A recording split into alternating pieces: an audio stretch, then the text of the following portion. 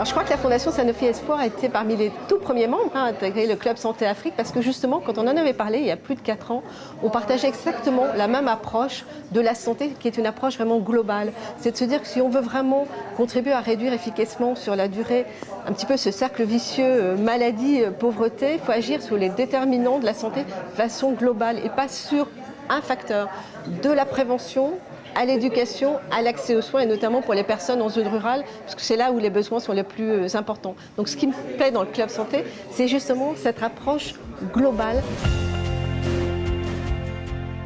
Alors moi je citerai en premier les Flying Doctors parce que c'est l'action emblématique en plus de l'AMREF, historique. Et puis c'est vraiment faire du compagnonnage, c'est renforcer les capacités des acteurs de formation au plus près et donner l'accès à la santé des personnes les plus éloignées en zone rurale, en particulier les femmes, les filles auxquelles je suis très sensible puisqu'on sait que dans le monde il y a à peu près une personne sur 4 est une fille ou une femme qui vit en zone rurale. Donc je pense que oui, l'action des Flying Doctors, je la mettrai en premier. Parce que d'abord, je pense que dans le domaine de la solidarité, il n'y a pas de concurrence, bien au contraire. Les enjeux sont tellement importants que si vraiment on veut contribuer à réduire sur le long terme les inégalités en santé, il faut jouer collectif.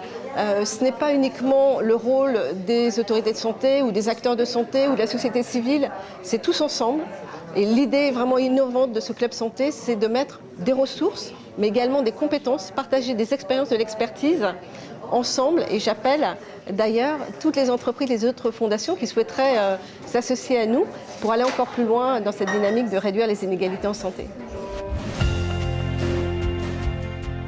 D'abord, je dirais peut-être que Sanofi est présente en Afrique depuis plus de 40 ans, dans 51 pays, avec 4400, enfin près de 4500 collaborateurs. Donc de faire des actions dans les pays d'implantation, c'est capital pour une entreprise. Parce que c'est non seulement une question de fierté d'appartenance, bien entendu, pour les collaborateurs, c'est renforcer les liens avec les équipes. Et puis c'est appuyer les politiques de santé et surtout aider le développement des pays où nous-mêmes nous sommes implantés. Donc c'est vraiment une démarche de sens.